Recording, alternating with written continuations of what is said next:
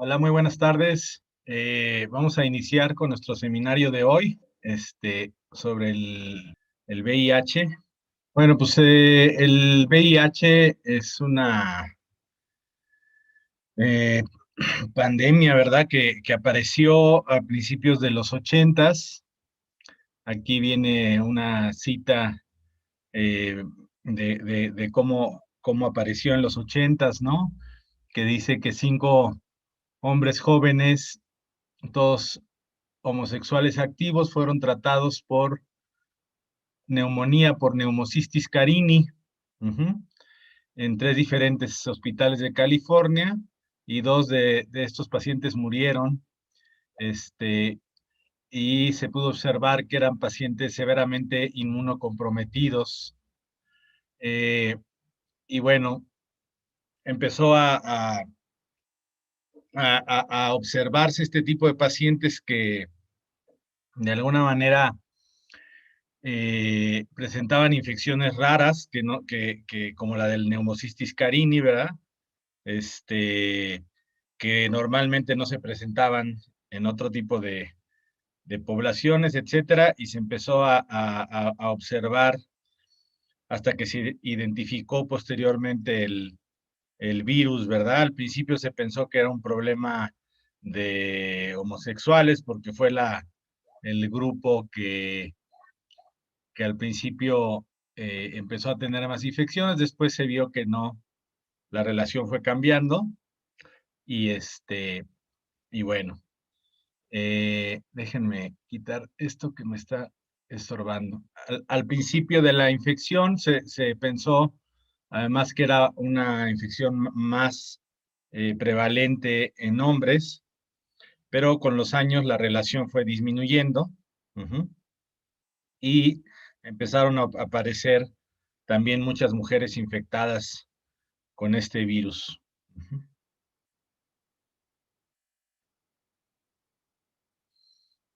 Eh, de acuerdo al mecanismo de infección, la principal vía de infección es la vía sexual con un 96%. Ajá. Déjenme buscar aquí el señalador. Ahí está. Con un 96% y otras vías este, no sanguíneas, como la transfusión o la vía vertical, que es la vía a través del parto, ¿verdad? La vía a través de la cual la madre infecta al hijo, ujú, en un menor porcentaje. El mayor porcentaje de contagio por mecanismo de transmisión es la vía sexual, ¿no? Los determinantes de la transmisión del virus, ajá, eh, pues tienen que ver con varios factores. Uno sobre la infección, el estatus actual de la persona que infecta, o sea, la viremia, la cantidad de virus que hay en la sangre, la presencia, por ejemplo, de inflamación a nivel de los genitales, ajá, que permite que el roce y la transmisión sanguínea sea mucho más efectiva. Eh, por poner un ejemplo, el tema de la homosexualidad o del coito por vía anal, pues tiene mucho que ver, y de por qué su infectividad, pues tiene que ver con que la mucosa del recto, pues no resiste demasiado roce y hay muchas más, digamos, mucho más daño a la mucosa, mucha más posibilidad de que salga sangre y con ella el virus, ¿verdad? Este, entonces infecciones como uretritis, epididimitis o infecciones, otro tipo de infecciones, que hagan que el tracto genital esté inflamado y todo, pues van a favorecer la, este, la infección del virus. Ujú. Aquí están la lesión en la integridad de la superficie de la mucosa, o sea, cómo está esa mucosa, donde hay el contacto sexual, la presencia de otras enfermedades de transmisión sexual que van a tener inflamada a esa mucosa, y también la virulencia de la cepa viral, es decir, la facilidad con que esta cepa infecte. Y aquí me gustaría comentar, y se los dije en la clase de hepatitis, ¿verdad?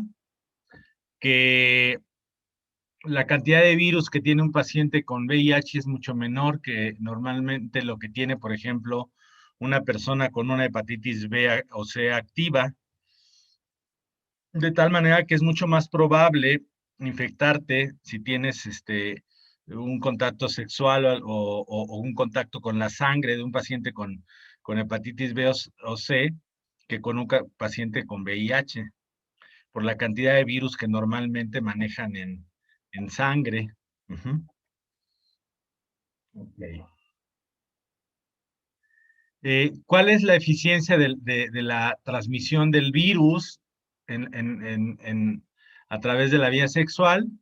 Pues como podemos ver, eh, la que tiene más probabilidad de transmitir es el sexo anal receptivo, es decir, la persona que es penetrada analmente tiene mayor probabilidad. Este, Después tenemos el sexo vaginal receptivo, ajá. Eh, Luego ya, bueno, el insertivo, es decir, el que penetra. Y podemos ver que, por ejemplo, con el caso de los adictos que comparten la sangre a través de jeringas, tenemos hasta un 0.6% de probabilidades de infección, casi igual al sexo anal receptivo, y por un accidente de trabajo, por punción, y eso pues, nos implica a nosotros como trabajadores de la salud, ¿verdad? La posibilidad que tenemos de 0.3% de ser infectados si de alguna manera nos picamos con una aguja este, que tenga, que sea de un paciente infectado, ¿no? Entonces, como ven, pues es poco probable, pero de todas maneras entramos en la probabilidad de ser infectados con un accidente de trabajo, ¿no? Ujú. Entonces, ¿cómo se transmite? Finalmente, en resumen, el virus por transmisión sexual, por transmisión parenteral, es decir, con el tema de las transfusiones, de las agujas infectadas, etcétera, y transmisión vertical, que es la transmisión de la madre al hijo, ¿no? ¿Mm? Eh, el virus sí se ha encontrado en líquidos corporales como la saliva, lágrimas, orina, pero en cantidad tan baja que no permite la transmisión. Entonces no se consideran vías de transmisión estas. Ujú. Entonces no se transmite por el contacto físico, por el alimento, ¿verdad? Por un beso, etcétera. Aquí por los objetos, como por ejemplo el caso del virus de la hepatitis A, ¿no? El virus de la hepatitis A, como hemos platicado, sí, por objetos que haya tocado la persona, y todo eso se puede transmitir. En el caso del VIH no es así. Ujú.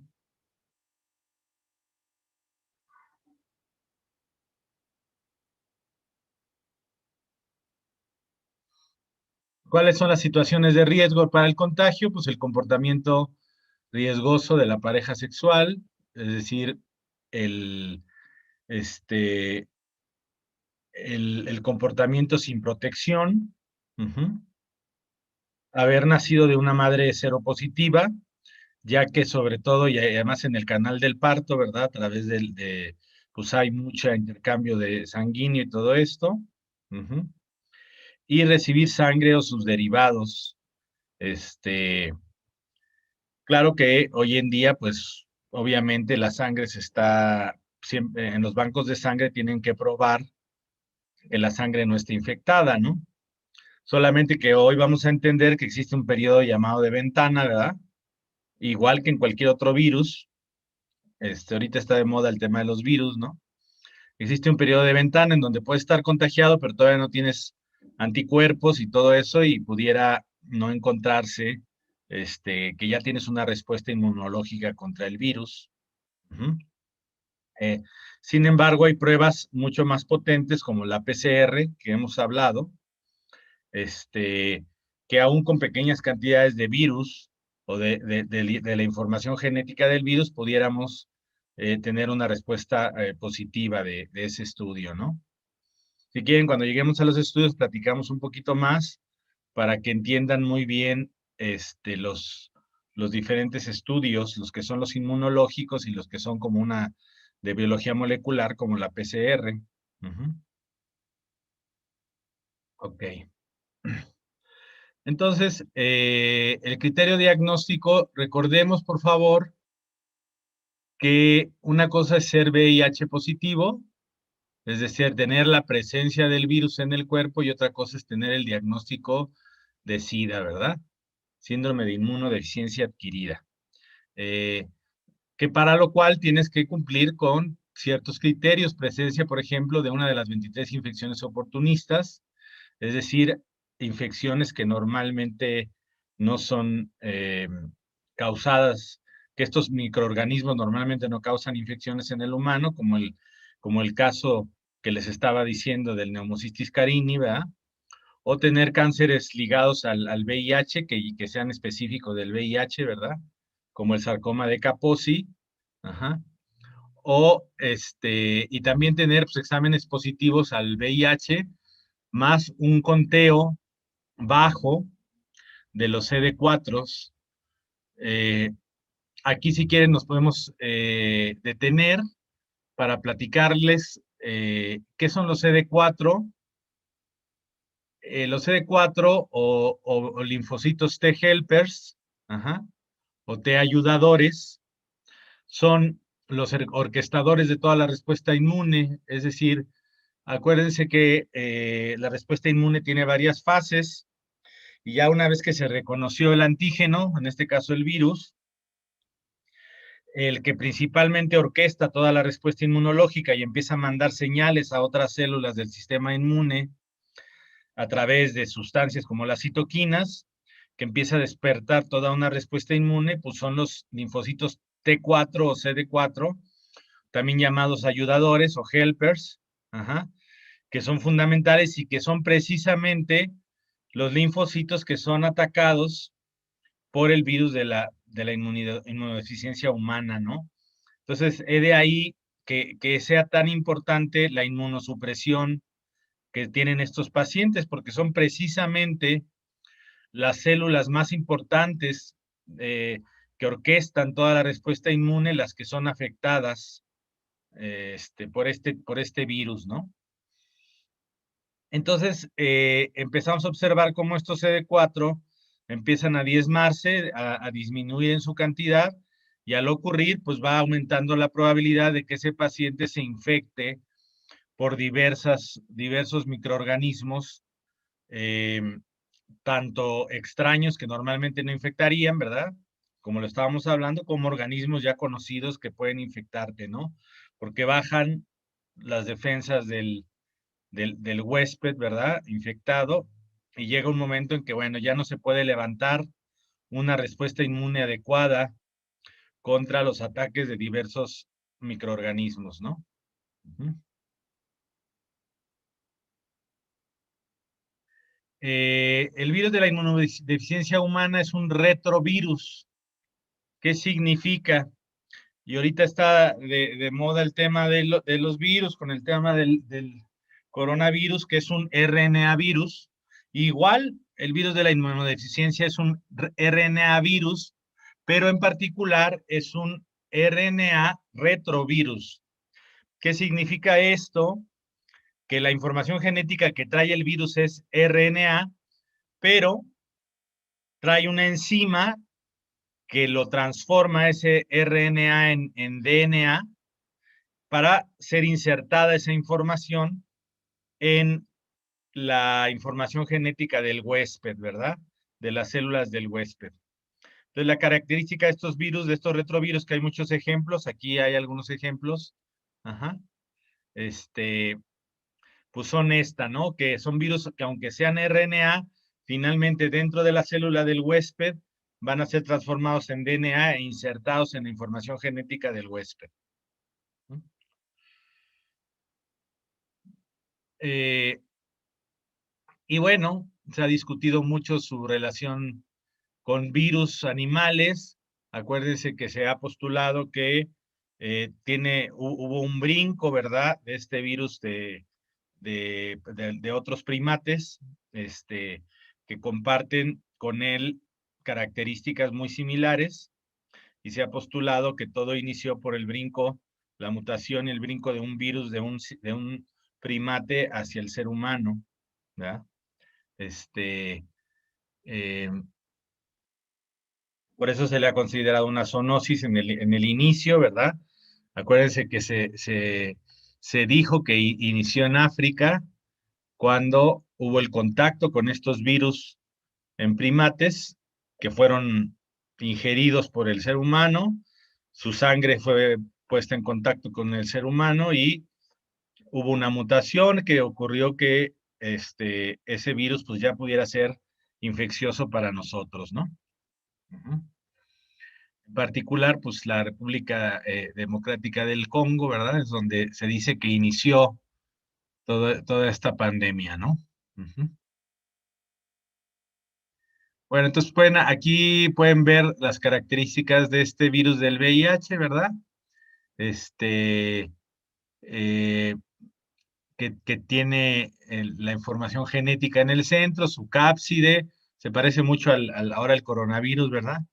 Tiene su información genética, tiene aquí su enzima transcriptasa inversa, que es la que lo hace retrovirus, su cápside, y tiene su membrana que adquiere de las células del huésped y que tiene importantes proteínas en la membrana, como la GP120, que es una de las más importantes para que se pueda fijar a las células del sistema inmune y de ahí ya penetrarlas y causar infección dentro de las células del sistema inmune.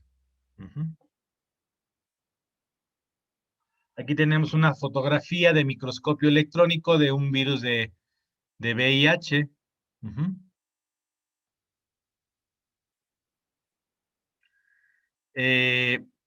Y bueno, pues el virus tiene una estructura genética, pues digamos, compleja, no tan compleja. Bueno, son estructuras genéticas normalmente las de los virus muy cortas, donde podemos ver genes para diferentes características que requiere el virus. Donde te duele de ese lado, para a que ver, te dé déjenme. exactamente. A ver, Ok. Aquí vemos, por ejemplo, los genes que traducen para la nucleocápside, la cápside que protege al virus, diferentes partes del virus, ¿no? Y existen sus variaciones genéticas en diferentes regiones del mundo. Hay diferentes cepas que se han ido desarrollando y que han ido mutando. Y bueno, en diferentes regiones del mundo hay cepas con características genéticas diferentes del virus. Aquí lo podemos ver en esta diapositiva. Uh-huh. Entonces decíamos que el HIV, el virus de la inmunodeficiencia humana, es un retrovirus que tiene la habilidad de transformar su RNA en DNA a través de esta enzima que tiene en su información, que lo transforma y que ya a través de transformarlo en DNA se inserta en el DNA de la célula infectada.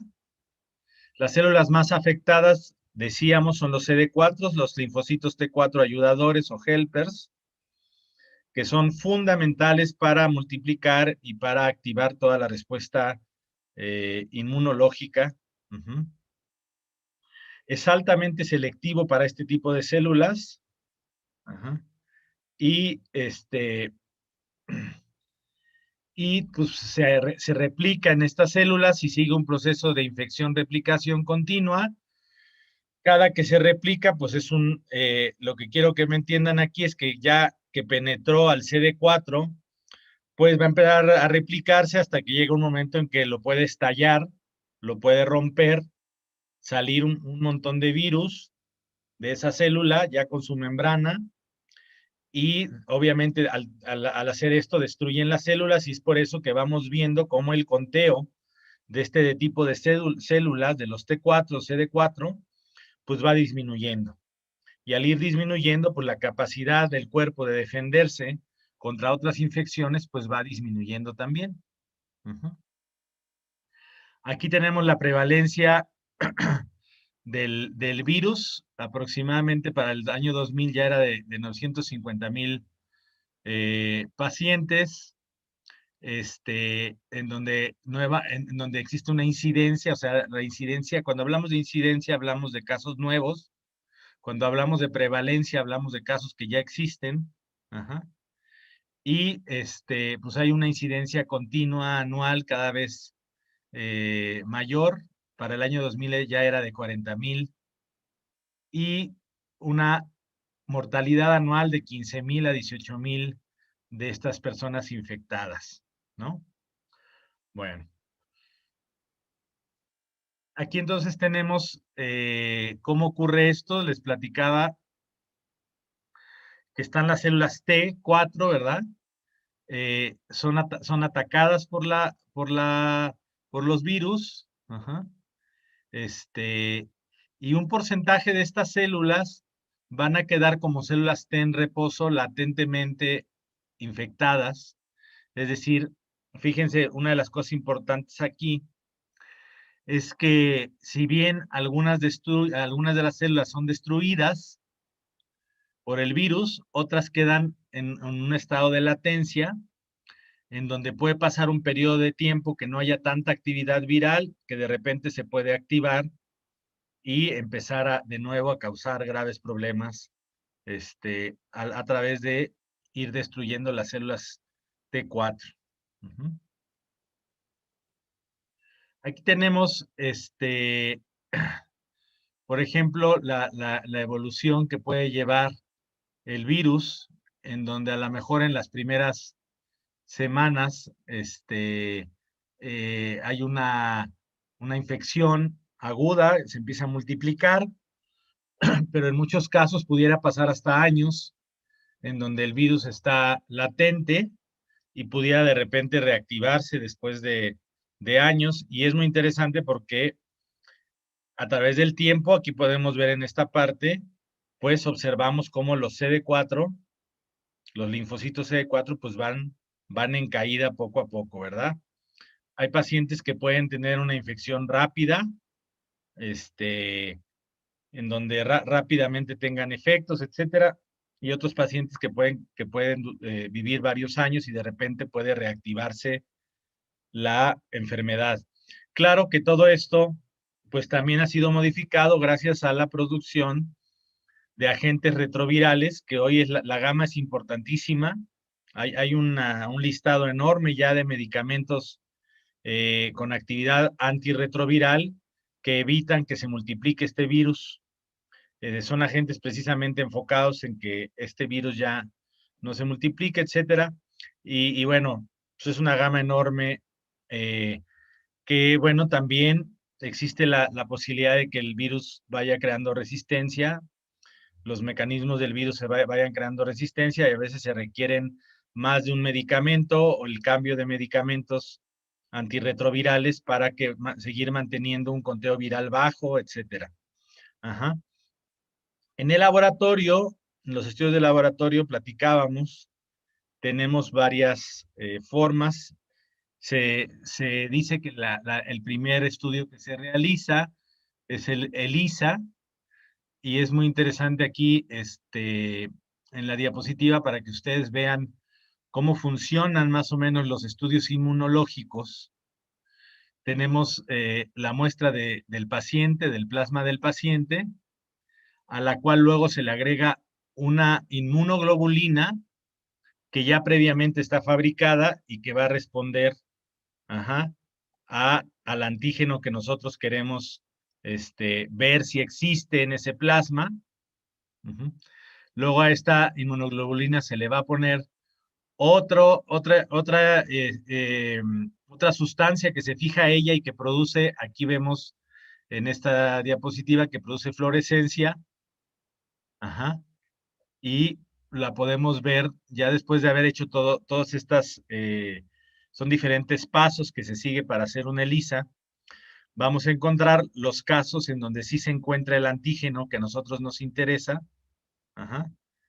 Los vamos a ver como amarillos, porque va a haber color, en los que sí hubo esta respuesta, sí se encontró este antígeno, sí se fijó la inmunoglobulina, etcétera. Vamos a poder observar una respuesta en color, que serían los casos positivos. Los demás casos que vemos en la plaquita de la ELISA, pues son casos negativos. Además, esta placa, ya después de que se hizo toda la parte química de ir haciendo las diferentes etapas de poner sustancias en las laminillas, las vamos a meter en un aparato que va a medir precisamente la luz que es absorbida o no en cada una de estos pocillos, y nos va a dar la positividad, el conteo cuantitativo, que nos va a dar la positividad o negatividad de la muestra, ¿verdad? Uh-huh. Existen varias sustancias que pueden producir resultados falsos positivos, es decir, personas que salgan positivos pero que en realidad no están infectados. Hay enfermedades que también pueden dar resultados falsos positivos, como la cirrosis biliar primaria, que está aquí. Ajá. La hepatopatía alcohólica grave. Ajá. Puede haber falsos positivos por algunas enfermedades hematológicas malignas, como el linfoma. Ajá.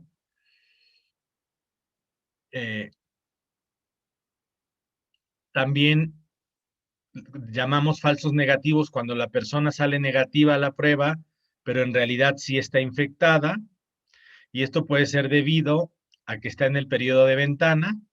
¿Cuál es el periodo de ventana? El periodo en donde todavía no hay anticuerpos suficientes contra el virus, todavía no se ha levantado una respuesta de anticuerpos contra el virus, y si le hacemos un estudio de ELISA, que lo que mide son los anticuerpos, pues hay un periodo en donde la persona sí va a estar infectada y sin embargo va a salir negativa en el estudio de ELISA. Uh-huh. También en problemas de disfunciones de células B, algunas enfermedades malignas, tratamientos inmunosupresores, otras plantas de médula ósea. Entonces, estos casos pudiera haber falsos negativos, en donde la persona saliera negativa a pesar de que sí está infectada en realidad. Después de la positividad se comprueba normalmente por el otro estudio inmunológico, que es el Western blot, que también es un estudio inmunológico en donde se corre un gel y se ve si existe o no igual las inmunoglobulinas contra el virus del VIH. Ajá. Y desde luego, bueno, aquí en cuanto al Western blot también hay otras pruebas que pueden dar falsos positivos, como otros retrovirus humanos o algunos anticuerpos antimitocondriales, otro tipo de padecimientos más raros pudieran dar también falsos positivos con el Western blot. También está la citometría de flujo, que nos ayuda a hacer el conteo de la relación de los CD4 con los CD8, o principalmente, para no confundir, nos permite el conteo de la cantidad exacta de los CD4 que tiene el paciente. Y que es fundamental porque, como ya sabemos que es la célula que va a ser atacada por el virus, es fundamental no solamente como parte del diagnóstico, sino para saber el pronóstico o la etapa en que el paciente está y la posibilidad de que ya vaya a presentar infecciones oportunistas, etcétera, de qué tan inmunosuprimido está el paciente, hacer un buen conteo de los linfocitos CD4. Y hoy en día, con el desarrollo de la biología molecular, está la prueba de PCR, que es definitiva. Ahorita pues, la han conocido todos con el tema del coronavirus, ¿verdad? Que es una de las pruebas que se está haciendo. Se están haciendo ambas, tanto las pruebas inmunológicas como las que ya les enseñé, como el ELISA, pero también se está haciendo la PCR. La PCR es una prueba que bueno, dice PCR quiere decir reacción en cadena de polimerasa, ¿Cómo se hace esta prueba? Pues, como ya conocemos el material genético del virus, se construye un primer, es decir, con ingeniería genética se construye un pedacito de la información genética, la cual se combina con el plasma de la persona, o puede ser también con células, etcétera, con algún líquido, alguna sustancia corporal de la persona, dependiendo de cuál sea la más adecuada. Se combina, este primer se va a fijar a la información genética que está ahí en esa sangre de ese individuo, y se llama reacción en cadena de polimerasa porque además vamos a agregar a este proceso una polimerasa que va a multiplicar miles de veces el DNA donde se fijó ese primer, y a tal grado que se multiplica tantas veces que después ya lo podemos ver fácilmente cuando corremos un gel como y podemos ver, de acuerdo a las banditas, la banda que corresponde a nuestra muestra, a lo que nosotros creemos que al peso molecular que nosotros previamente ya diseñamos de acuerdo al primer. Vamos a ver las bandas de las diferentes muestras. Tenemos una muestra control y vamos a ver cuáles salen positivas para definir que existe ahí la información genética de ese virus. Espero no haber sido muy confuso en la explicación de cómo es la PCR, pero lo que debe quedar claro es que la PCR es una prueba definitiva porque lo que mide directamente es la información genética que está en la sangre de ese individuo, y si no hubiera virus, pues definitivamente saldría negativa, y si sí hay virus, pues definitivamente sale positiva. Entonces, esto es tan válido para el virus de la inmunodeficiencia humana que estamos viendo hoy, como para el coronavirus, como para el virus de la hepatitis, o como para el antígeno de una bacteria, o para lo que ustedes quieran que estén midiendo la información genética de algo que esté en la sangre. Es definitivo porque si no existiera esta información genética dentro de la sangre del individuo, simplemente la prueba PCR saldría negativa. Entonces, es la prueba más que tenemos actualmente, pues más definitiva de la presencia del virus.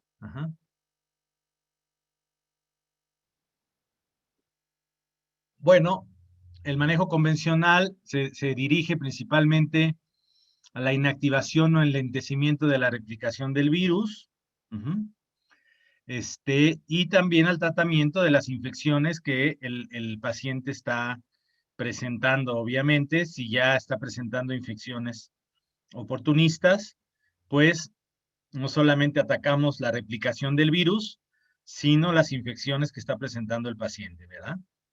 No solamente son bacteriales, pueden ser parásitos, pueden ser hongos, etcétera. Entonces, como les decía, hay una gran cantidad hoy en día de fármacos antivirales, antirretrovirales, específicos para el VIH, que actualmente se utilizan solos, en combinaciones, etcétera, de acuerdo al paciente. Y se debe de monitorizar la función inmune a través de los conteos de CD4 cada 6 meses, con el ideal de que los conteos estén por arriba de 500. Y dice cada 3 meses y los niveles están abajo de 500. Y ya dijimos que cuando están abajo de 200, pues ya la cosa es muy grave porque el paciente empieza a presentar infecciones, ¿verdad? Bueno, es importante recordar, como lo hemos estado diciendo, que el virus directamente no mata a través de las infecciones que el paciente va a presentar, porque su sistema inmune, porque la disminución de su CD4 va a provocar que el sistema inmune esté débil y que pues, el paciente ya no pueda responder contra otras infecciones oportunistas, ¿verdad? Desde un punto de la perspectiva natural de la medicina alternativa, los objetivos terapéuticos son mejorar y optimizar la función del sistema inmune, ¿no? Ya en el paciente con SIDA, pues existen ciertos obstáculos para lograr una buena suplementación nutricional, por ejemplo, como parte de las medidas naturistas, ya que a veces tienen infecciones del tracto gastrointestinal que pues nos hacen difícil la nutrición de estos pacientes, ¿verdad? Acuérdense que uno de los síntomas más comunes por infecciones oportunistas en el paciente con VIH son las diarreas. De hecho, una de las primeras etapas, además de la baja de peso, son las diarreas alternantes que empiezan a presentar, asociadas a cierto tipo de parásitos oportunistas, etcétera. Y bueno, eso nos va a dificultar un poquito la nutrición. Los pacientes con VIH o SIDA requieren niveles altos virtualmente de todos los nutrientes. Normalmente están deficientes en algún nutriente, específicamente nutrientes antioxidantes como los betacarotenos, la vitamina E, el selenio, el zinc, la vitamina C, que van a ser parte de lo que vamos a utilizar y ahorita vamos a platicar desde el punto de vista de la medicina natural, ¿verdad? ¿Cuáles son las recomendaciones dietéticas en estos individuos? Ya sea que todavía sean nada más positivos o que ya tengan la enfermedad.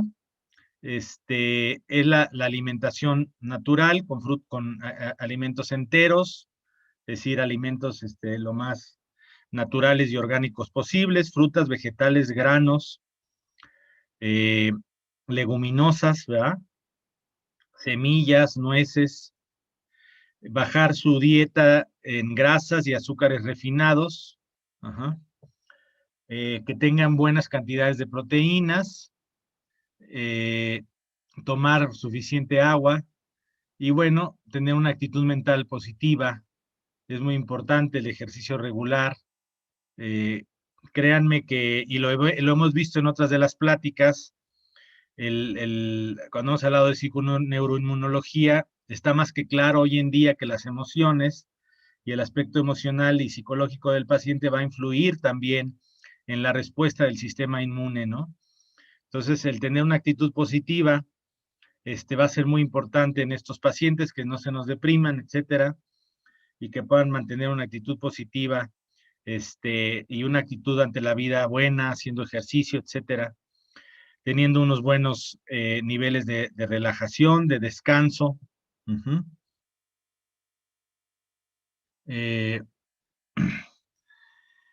Cuando ya el paciente ya tiene el diagnóstico de SIDA, pues va a requerir mayores cantidades de nutrición. Dice aquí 0.8 gramos de proteína al día por cada kilo de peso. Y ya con SIDA, al menos 2 gramos de proteína por cada kilogramo de peso. Entonces, los suplementos con altos niveles de proteína son buenos en estas personas porque cuando empiezan a desarrollar las infecciones, pues va a haber un desgaste en su cuerpo, ¿verdad? Y nosotros no queremos que se desgasten, que esos músculos vayan perdiendo masa muscular, etcétera.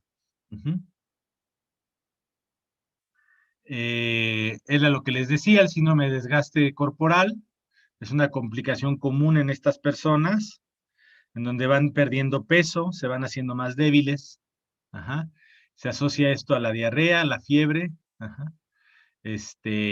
Y bueno, pues es un tema multifactorial que va ocurriendo en estos pacientes.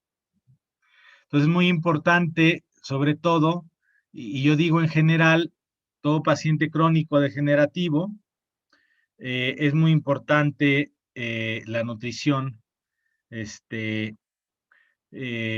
No sé si ustedes han podido ver cómo a veces en los hospitales, cuando ya están hospitalizados, a veces pasan hasta días enteros con puro suero, ¿no? Y no se están alimentando, ¿no? Ahí es sumamente importante la llamada nutrición parenteral, que es ponerle una vía central, ponerle un catéter central y pasarle nutrimentos por ese catéter. Desgraciadamente, la alimentación parenteral es muy cara y realmente son pocos los hospitales públicos que ofrecen este tipo de apoyo. Entonces, la gente que luego está hospitalizada y está con los sueros y todo eso, pues no se está alimentando porque puede estar por alguna razón dificultada para alimentarse, puede estar medio inconsciente o inconsciente o lo que sea, y empieza a tener un desgaste todavía mayor, si es que no se le suplementa en forma parenteral. Otra vía parenteral de suplementación es la propia vía digestiva. Cuando está permeable, se le puede pasar el alimento por una sonda al paciente, pero es muy importante el tema de la nutrición. Y sabemos que en muchos de nuestros hospitales, pues, tenemos pacientes ahí que no están siendo alimentados adecuadamente, y esto va a contribuir al desgaste que va a ir ocurriendo en los pacientes, ¿verdad? Bueno, entre los nutrientes ya decíamos la vitamina E, la vitamina C, los betacarotenos, el zinc, selenio, ahorita vamos a hablar más de ellos, son muy importantes, los antioxidantes.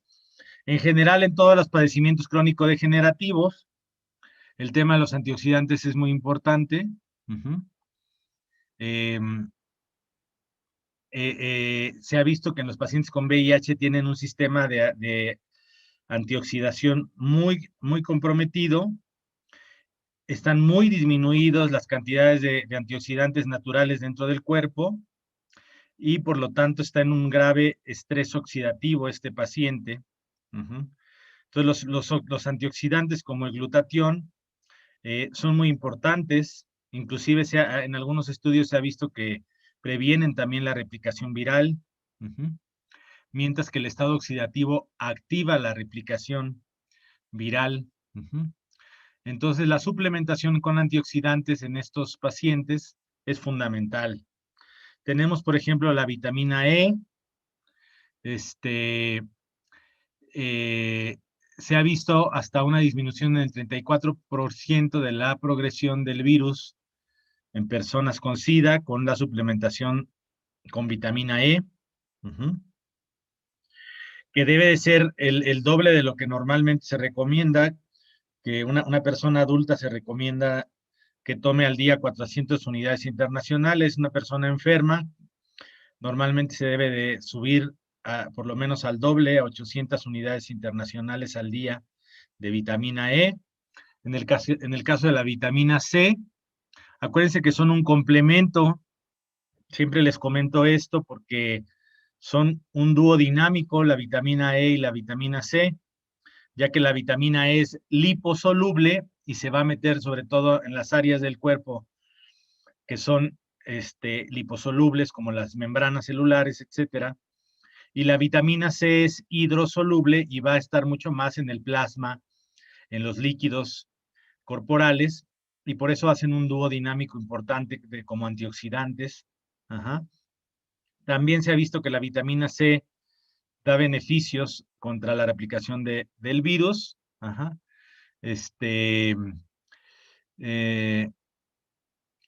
Y dice aquí, sin embargo, existen ciertas preocupaciones, que la dosis mayor a 1 gramo 3 veces al día, o sea, 3 gramos, puede alterar la función. Entonces, normalmente se recomienda de 500 a 1000 miligramos, o sea, 1 gramo 3 veces al día de vitamina C como máximo, ¿verdad?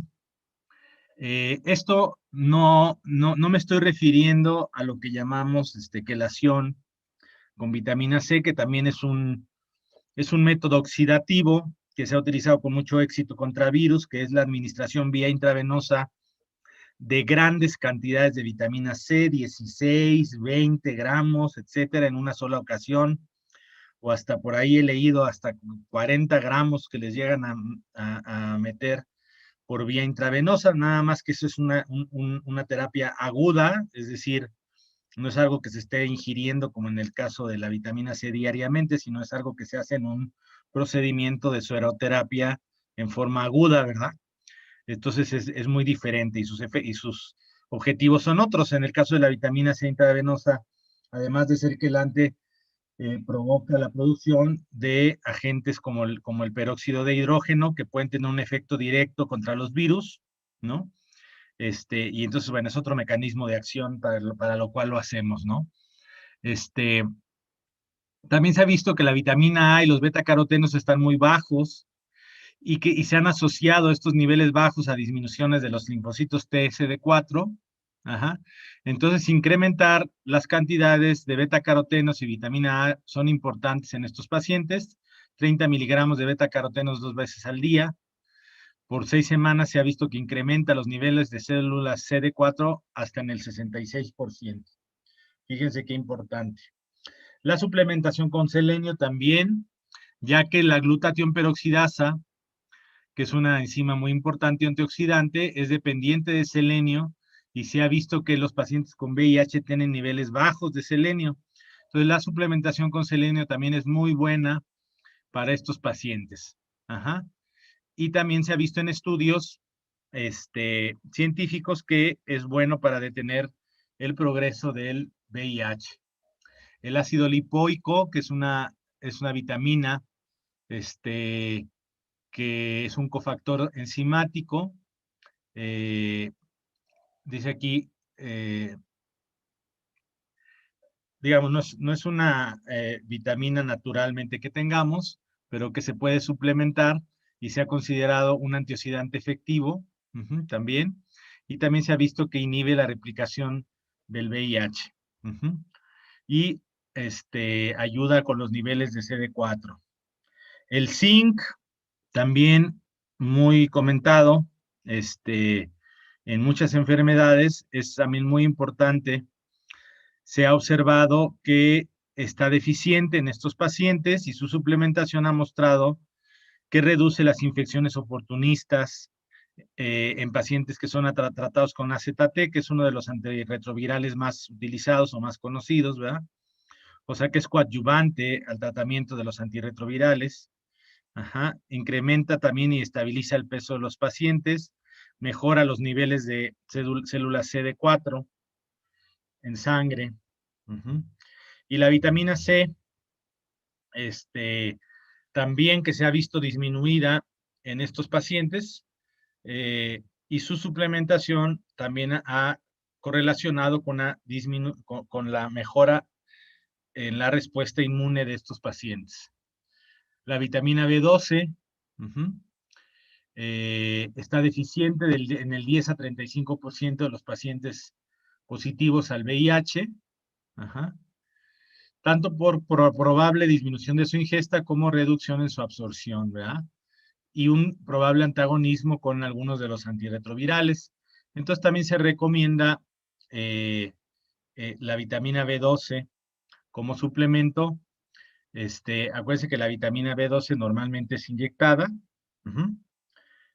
cuando lo que tenemos el problema es a nivel digestivo, nada más recordarles eso, porque cuando el estómago por alguna razón no produce factor intrínseco, que es el que ayuda a absorberlo, pues se requiere administrar por vía parenteral como la vía intramuscular, ¿no? La carnitina, que es un componente importante del músculo, algunos reportes indican que la deficiencia de carnitina puede ser un problema en estos pacientes, e incrementar sus niveles mejora la función de las células blancas, de los linfocitos, previene toxicidad del AZT en el músculo, y bueno, la carnitina también es una de los componentes, de las sustancias de los nutracéuticos, digamos, recomendados en estos pacientes. En los pacientes con SIDA se dan hasta 6 gramos al día de carnitina. Y ha habido estudios en donde, hablando de terapia celular, acuérdense que la terapia celular, ya se las he explicado, es los tejidos liofilizados, es decir, secados, así como secamos a las plantas medicinales y las pulverizamos, ¿verdad? Igual, los tejidos de animales, o inclusive humanos, cuando hablamos de placenta, cordón umbilical, etcétera, se secan por ciertos procesos, se pulverizan, se liofilizan, ¿verdad? Se hacen polvito y se administran a los pacientes. En el caso del SIDA, que se asocia a una pérdida importante de la función del timo, y acuérdense que el timo está relacionado a los linfocitos T, precisamente. Entonces se ha recomendado también el uso de terapia celular a través de extractos de timo con estos pacientes. Y bueno, acerca de la herbolaria, ya pasamos entonces el tema nutrición, el tema terapia celular, ahora vamos a hablar del tema herbolaria. Existen varias plantas que cada vez van demostrando su actividad antirretroviral, ¿verdad? Hay plantas promisorias como agentes antivirales, como la cúrcuma, como la bromelina, como el orosus. La cúrcuma, por ejemplo, ha demostrado inhibir la replicación del virus. Ajá. Una de sus sustancias principales, la curcumina, es un potente antioxidante. Se ha visto que incrementa los niveles de CD4. Se toma de 1.2 gramos al día o 100 gramos o sea, 1.2 gramos del extracto, o hasta 100 gramos de la planta seca. Aquí tenemos la cúrcuma.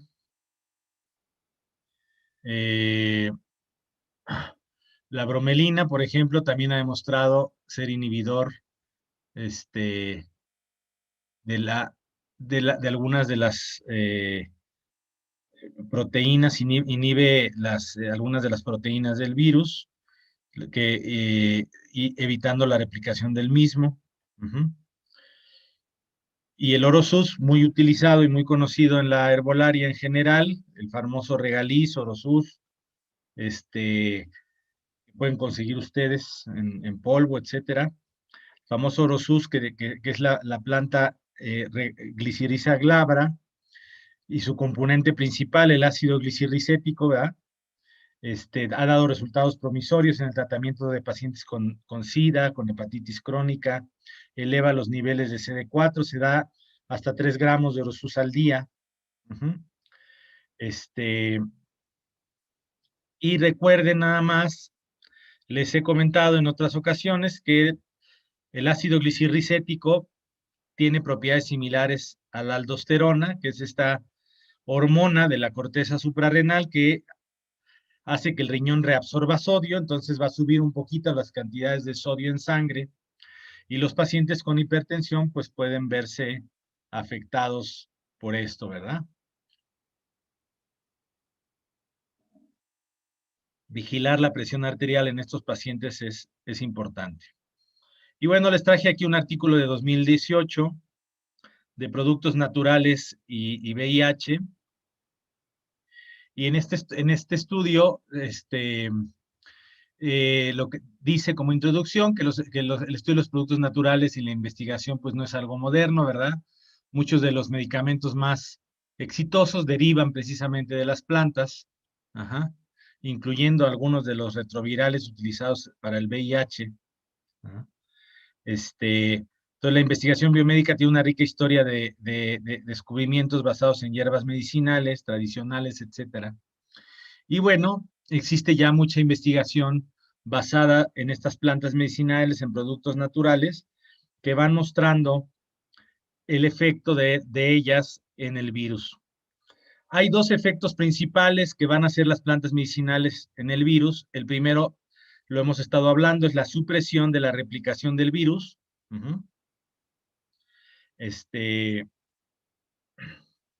Entonces, hay varios compuestos que inhiben la replicación viral, lo cual hace que directamente el virus ya no se replique. A través de diferentes mecanismos, hay muchos estudios, este es un dibujo de este artículo, que muestra que actúan diferentes plantas, por ejemplo aquí se la soya, en diferentes etapas de la replicación del virus. Aquí vemos el virus desde que penetra en la membrana celular, cómo el RNA a través de la transcriptasa inversa se convierte en DNA, penetra al núcleo y todo esto. Y entonces en diferentes etapas de todo esto, inclusive ya en la salida del virus de la célula, hay plantas medicinales que tienen diferentes efectos inhibiendo la replicación viral. El otro gran mecanismo que se está observando en la investigación es la reactivación del virus, pero ¿en qué casos? En los casos en que el virus se queda latente, se queda escondido en las células, y entonces el sistema inmune es incapaz de observarlo y de atacarlo para terminar de vencerlo, por decirlo de alguna manera. Entonces, una de las áreas también más prometedoras de la investigación son aquellas plantas medicinales que ayudan a reactivar la transcripción del virus que es necesario en este tipo de células infectadas latentes, que va a permitir su eliminación a través de que el sistema inmune ya sea capaz de atacarlas, ¿verdad? Ajá. Entonces, existen ciertos obstáculos a que estas células que están latentemente infectadas sean reactivadas. Ajá. Y se ha visto que muchas de estas plantas medicinales tienen diferentes mecanismos. Aquí en esta diapositiva se ve, esto es a nivel ya genético, tienen diferentes mecanismos para reactivar la replicación viral, para que ya el virus en estas células que quedaron latentes puedan ser como visto, es como desmaquillarlo, ¿verdad? Es como descubrirlo para el sistema inmune, para que el sistema inmune se termine de encargar de acabar con estas células infectadas. Y tenemos aquí entonces una tabla en donde hay diferentes estudios con diferentes sustancias y plantas medicinales. Aquí tenemos, por ejemplo, el cacao, que ya sea que supriman la replicación viral o hagan evidente, en los casos en donde quedó latente el virus, lo hagan evidente, para que el sistema inmune termine de acabar con ellos, ¿no? Entonces, diferentes plantas, ¿no? Entonces, este es el camino que está siguiendo la investigación de las plantas medicinales contra el virus del VIH. Ajá. También les traje un artículo sobre homeopatía. Me gusta mucho este consejo de investigación en homeopatía de la India. Ajá.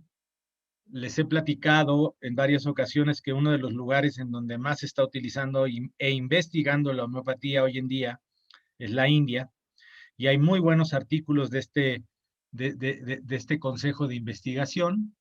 Ajá. Aquí me encontré este artículo en donde se hizo un estudio de tratamiento dirigido al VIH,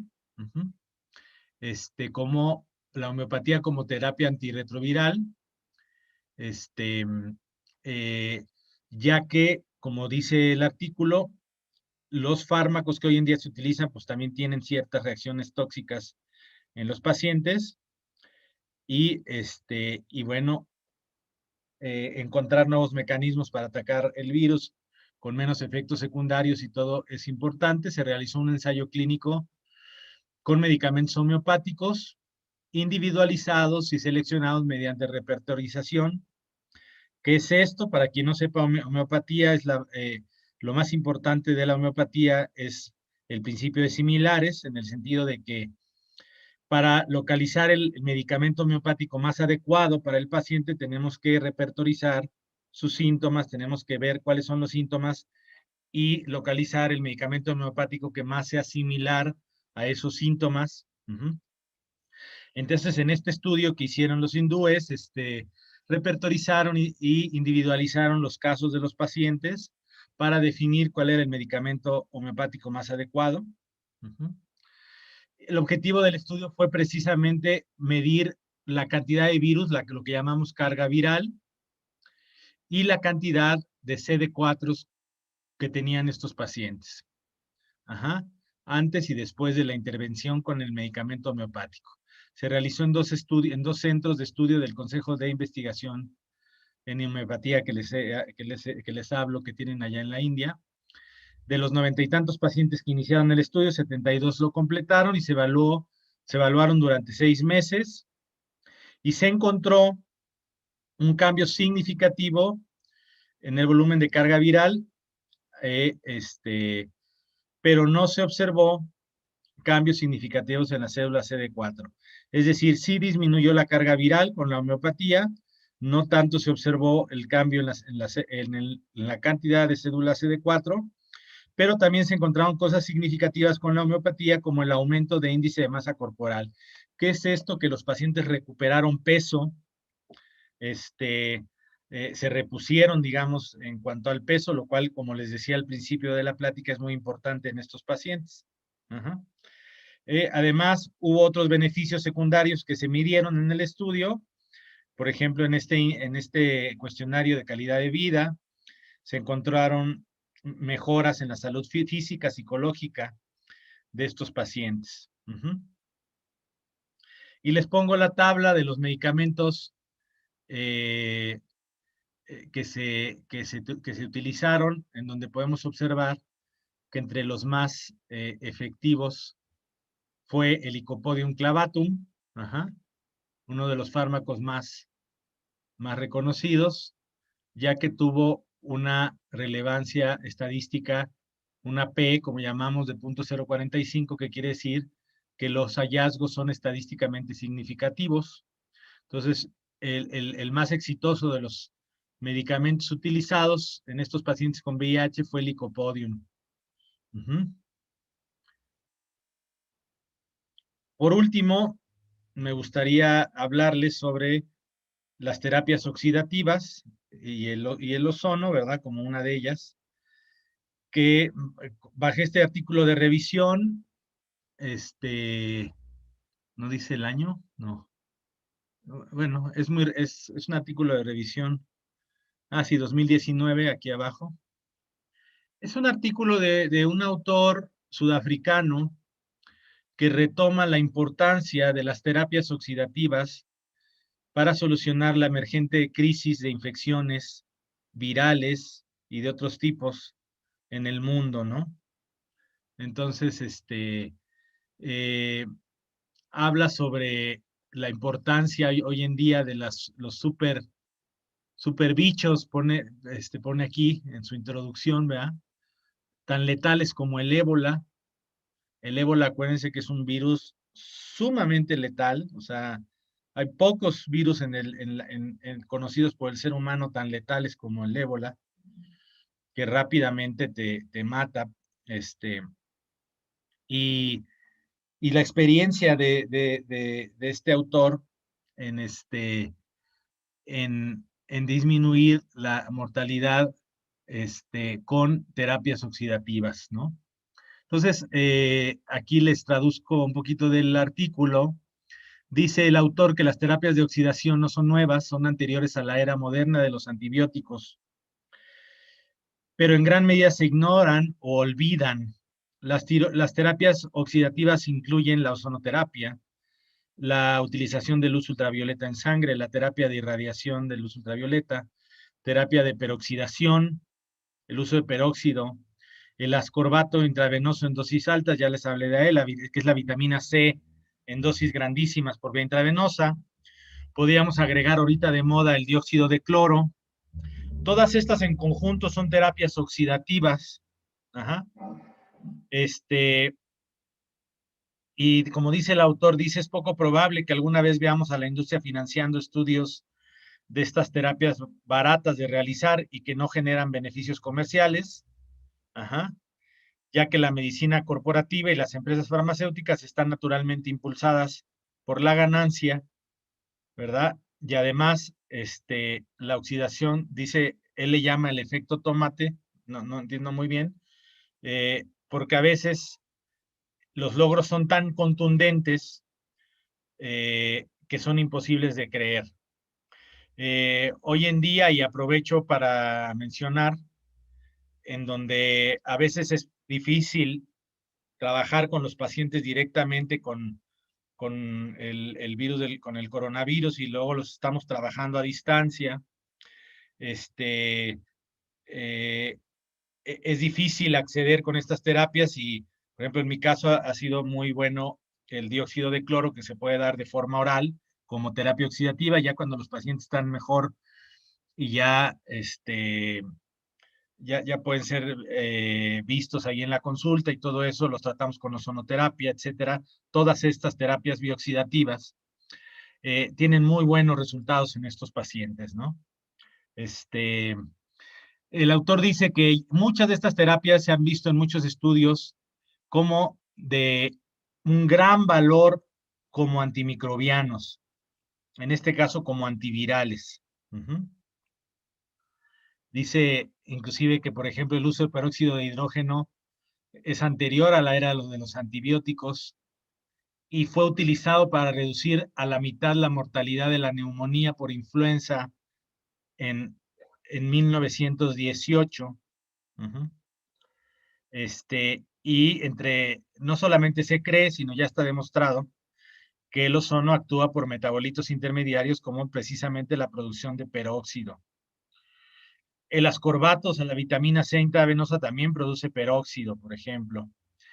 Y todos estos, de hecho, quiero comentarles que entre los mecanismos que tienen nuestras propias células del sistema inmune para destruir directamente a los virus, está la producción de peróxido de hidrógeno. Entonces, aquí el autor habla en específico del ozono, como hay una reacción en segundos que dentro del cuerpo cuando es administrado, que produce peróxido, por ejemplo, y tiene un efecto germicida directo, local, en las infecciones. Lo mismo lo hemos visto en estudios, por ejemplo, con el dióxido de cloro o con la terapia con peroxidación, que pueden directamente dañar al virus, dañar la membrana, las cápsides virales y tener un efecto directo antiviral en los virus, aún en concentraciones que no son dañinas para el cuerpo humano, porque uno de los grandes pretextos de la farmacéutica ha sido decir que son agentes que normalmente se utilizan como desinfectantes y que por eso son muy peligrosos porque también pueden destruir los tejidos corporales y todo eso, pero sin embargo hay muchísimos estudios que han demostrado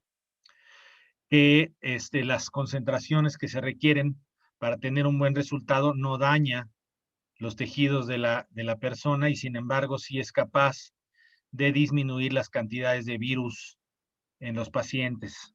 En la experiencia personal y de otros colegas, pues claramente se ha visto que ahorita, por ejemplo, el dióxido de cloro tiene resultados rapidísimos con los pacientes con coronavirus, ¿no? Y mejoran muchas veces en cuestión de horas o pocos días con este tratamiento, ¿no? Además, las terapias bioxidativas fortalecen la capacidad antioxidante del paciente. Actúan por el principio de hormesis, ¿verdad? Es este principio en donde ir dando cantidades pequeñas de un agente oxidante levanta una respuesta antioxidante del cuerpo y fortalece y se fortalece toda la capacidad antioxidante del paciente, ¿no? Se multiplican las enzimas antioxidantes y como vimos desde el principio de la plática, los pacientes con VIH, con SIDA, tienen una capacidad antioxidante reducida.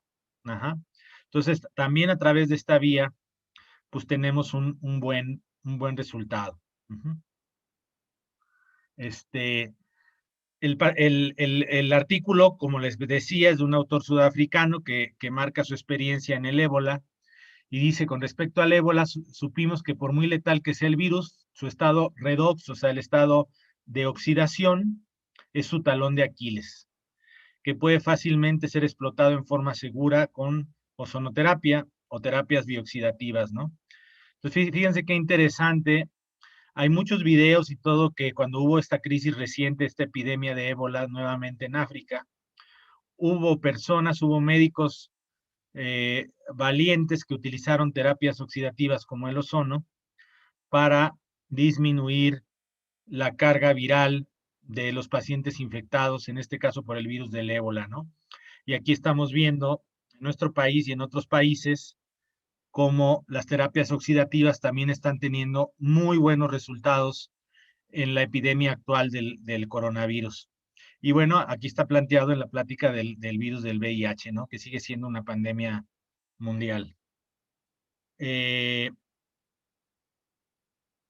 Por último, también les presento la acupuntura y los resultados positivos que se han encontrado en la neuropatía periférica en diversos.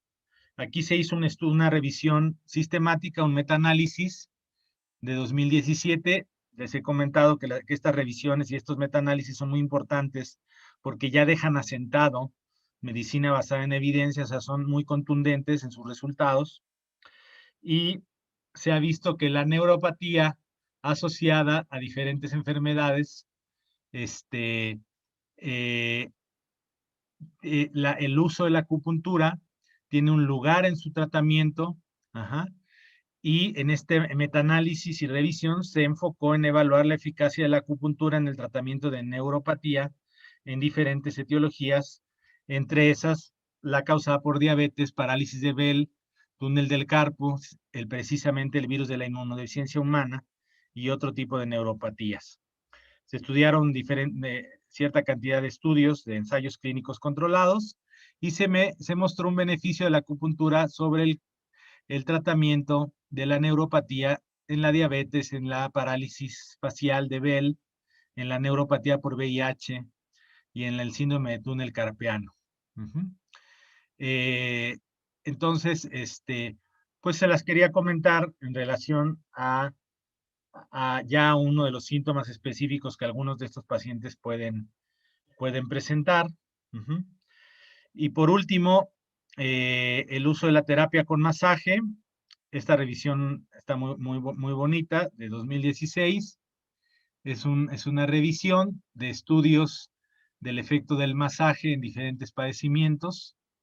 Por ejemplo, en problemas como el VIH, en Parkinson, en fibromialgia, artritis, hipertensión. Y se ha visto cómo la terapia de masaje tiene buenos beneficios en estos pacientes, como una terapia coadyuvante, ya que presentan pues, mejoras en el estado físico, en el estado de bienestar. Se piensa que a través de la estimulación de receptores de presión mejora la actividad vagal del individuo y reduce sus niveles de estrés. Esto se ha medido a través del cortisol en sangre y bueno, es una buena terapia para disminuir la activación del sistema del estrés, que como hemos visto en varias de nuestras pláticas, pues altera el funcionamiento del cuerpo y también la respuesta del cuerpo, por ejemplo, incluyendo la respuesta inmune, ¿no? Entonces,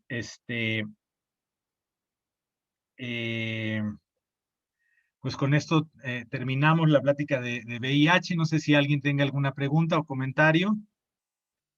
¿Qué es el TNF? ¿Factor de necrosis tumoral o a qué te refieres, Brenda? Y ¿sabes qué? Me acaba de surgir ahorita que no les puse nada sobre el factor de transferencia. Debí de haber agregado también en esta plática el factor de transferencia. Recuerden que es nuestro interferón a la mexicana, ¿verdad? Y que va a activar la respuesta del sistema inmune, que también podemos utilizar perfectamente en estos pacientes, tomado, por ejemplo, una vez a la semana. Puede tener muy buenos resultados en estos pacientes. Entonces, pregunta a Brenda sobre el factor de necrosis tumoral dinamizado. No tengo experiencia, pero pues suena interesante, ¿verdad? El factor de necrosis tumoral es una citoquina de las más conocidas que activa la respuesta inmune. Entonces, aquí lo que está proponiendo Brenda es su utilización, pero homeopatizada, es decir, dinamizada. Dices a la 9C o CD4 a la 9C, ¿no será la 9D o 9 centesimal? Bueno, la dinamización es acuérdense, la dilución y potenciación de diferentes sustancias bajo las reglas de la farmacopea homeopática, ¿verdad? Entonces, bueno, pues es interesante. Además, también se puede utilizar el nosode, en todo caso, que sería probablemente utilizar la sangre del paciente, construirla como nosode, igual bajo las reglas de la preparación homeopática y dársela a los pacientes, ¿verdad? Ujú.